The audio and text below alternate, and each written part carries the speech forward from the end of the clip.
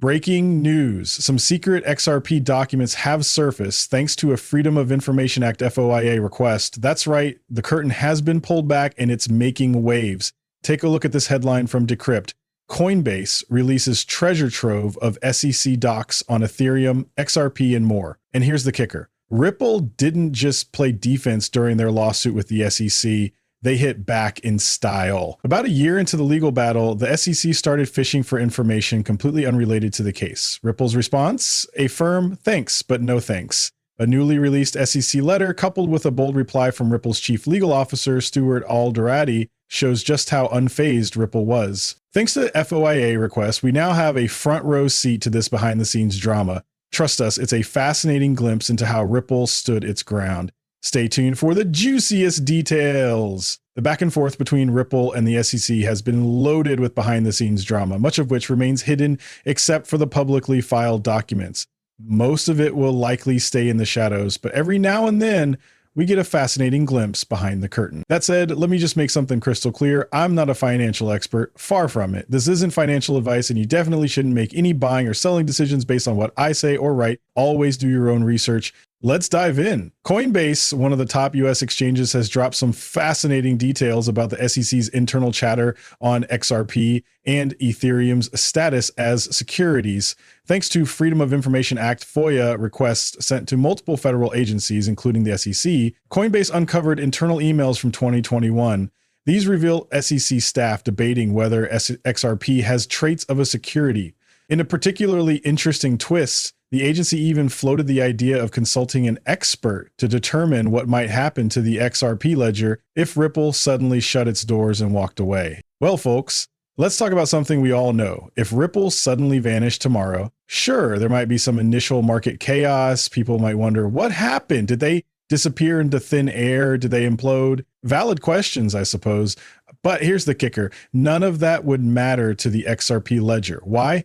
Because it's decentralized. No single point of failure, no dependency on Ripple. It's an ecosystem built to thrive independently. And here's the thing, you don't need to be an expert to figure that out. A quick internet search will tell you everything you need to know. Seriously, the internet is like a library of human knowledge at your fingertips. Just type it in and boom, answers right there. It's simple. So instead of jumping to conclusions, take a moment, do the research, and maybe we can all save ourselves a little unnecessary drama. Peace persists on this front. In a separate letter from December 9th, 2021, the SEC explicitly labeled XRP as a security, a bold statement made while voicing their disapproval of Ripple's planned Liquidity Hub launch. Yes, you read that right. Let's unpack this. Ripple's Liquidity Hub, now a relic of the past, was an ambitious experiment. Not everything a company tries will hit the mark, and this was one of those cases. Think of it like the crypto version of Priceline or Kayak. An innovative idea, but not every flight takes off. Ripple's idea was simple: connect buyers with sellers without handling the transactions themselves, just like Priceline. Think of it as a matchmaking service, pairing up the right people at the right time. That's how we used to explain it back in the day when the concept was still fresh. It was all about creating connections, not owning the process. Interestingly, if you ask the SEC during their ongoing litigation whether XRP itself is a security, they tell you no. Of course, they'll argue they don't believe XRP is a security, claiming one thing to your face while their actions scream the exact opposite. And then in these letters, they outright declare XRP is a security. Honestly, it's both ridiculous and laughable at this point. Let's dive into this. Take a look at what these folks had to say. Don't worry, I'm not going to bore you by reading the whole thing, just the juicy bits. Here's what the SEC wrote to Stuart Alderati, Ripple's chief legal officer, on December 9th, 2021, nearly a year after filing their lawsuit against Ripple, highlighting this part for you. We are disappointed that Ripple has chosen to move forward with the Ripple Liquidity Hub platform without first seeking guidance from SEC staff in the Office of the Strategic Hub for Innovation and Financial Technology, FinHub, as to how the federal securities laws may apply to its conduct. We've reviewed the details and have serious concerns that Ripple might directly or indirectly be facilitating the sale of XRP and other digital assets classified as securities through the Ripple Liquidity Hub. This could be happening without proper registration as a broker, dealer, or exchange, which is required under the Securities Exchange Act of 1934. To address these issues, we've asked Ripple to provide written responses to several key questions by December 23rd, 2021. Now, while I won't dive into each question here, feel free to pause and review them if you'd like. I believe the core concerns are clear, and it's worth focusing on the bigger picture. So here we are, heading into the holiday season, and a surprise, you've got just a couple of weeks to tackle this massive assignment on top of everything else you're handling to push back against us. Oh, and here's another letter for you. Don't worry, we'll get to the Ripple one in just a bit because Stuart Alderoty didn't hold back, and I was thrilled to see how strongly he clapped back at the SEC. But first, let's talk about yet another SEC letter, this time directed at CoinMe, an early Ripple partner involved with Ripple Liquidity Hub transactions. Let's zoom in on a key part of this letter because it's worth noting. In the third paragraph, the SEC drops this. Based on the information we currently have, we are concerned that CoinMe, either directly or indirectly, is planning to offer, sell, or facilitate the offer and sale of XRP and other digital assets classified as securities through the Ripple Liquidity Hub platform without registering as a broker-dealer or qualifying for an exemption under the Securities Exchange Act of 1934. Here's the kicker. Right there, plain as day, they admit it. We believe CoinMe is involved in the offer and sale of XRP and other digital assets that are securities. Boom. XRP, other digital assets, securities. This completely contradicts what they've been claiming in the SEC versus Ripple case. To your face, they'll argue, oh no, XRP isn't a security. It's just computer code. What? Seriously? But here they are, flat out saying the opposite. This is one of the clearest and most glaring examples of their double talk. And while it's separate from the SEC versus Ripple case, it happened during the same time the lawsuit was raging on. Unreal. At this point, all you can do is laugh. It's over. It's in the past. But wow, these people. Let me walk you through what Stuart Alderoty had to say. It's quite something. Hang tight while I scroll down a bit.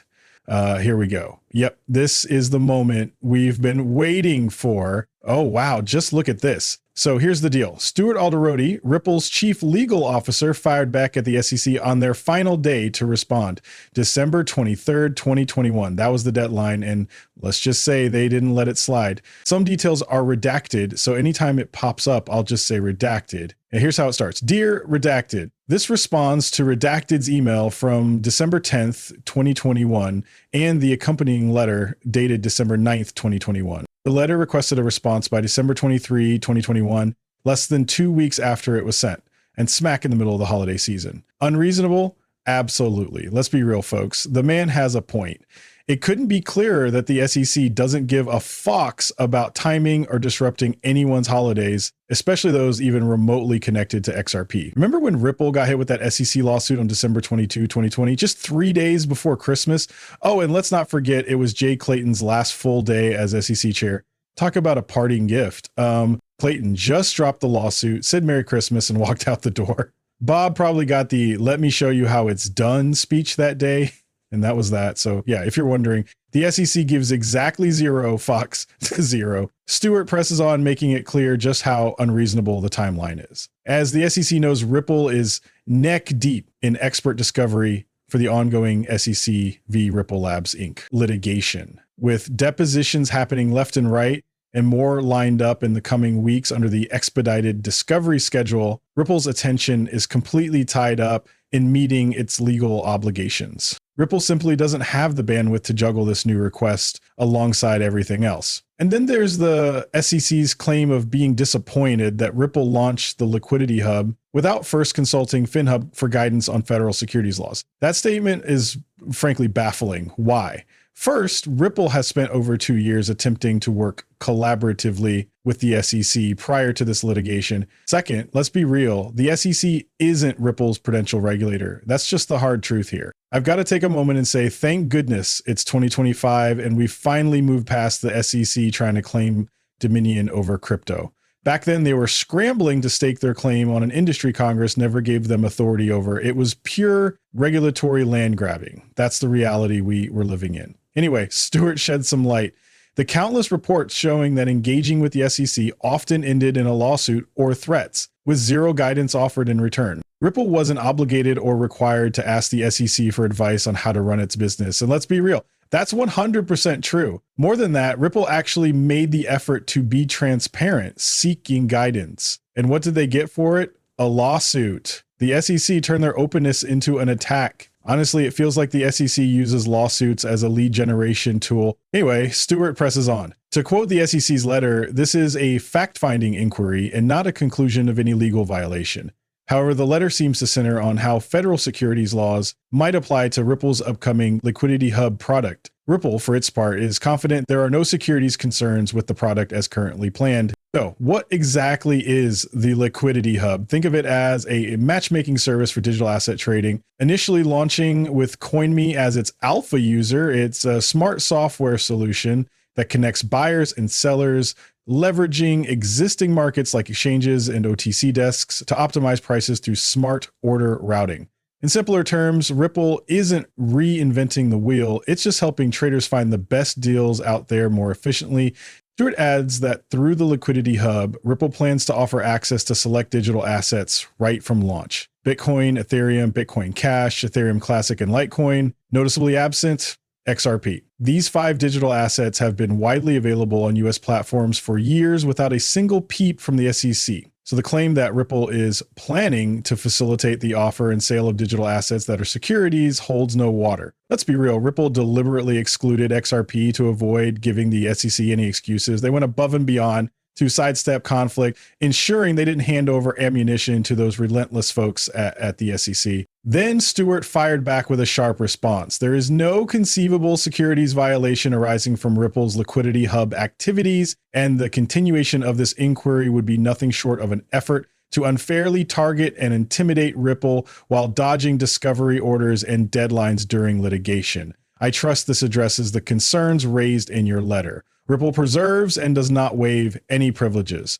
Respectfully, Stewart Alderati. Now imagine if instead of respectfully, he had just dropped a screw you mic drop moment. That would have been chef's kiss, right? Of course, Stewart's too professional for that. We get it. But oh, how satisfying would it be to see someone finally call out those creatures for who they really are? I can't help it. I just despise them so much. It would have been such a thrill, honestly. But hey, there you have it. A little glimpse behind the scenes. Some once secret XRP documents brought to light thanks to Coinbase's efforts. And now you're in the loop. Personally, I'm just relieved this chapter's finally closed. It's 2025, and wow, what an upgrade from 2021. Night and day difference. Oh, and remember, I'm not a financial advisor. Don't make any buying or selling decisions based on what I say or write. Seriously, that would not be a smart move.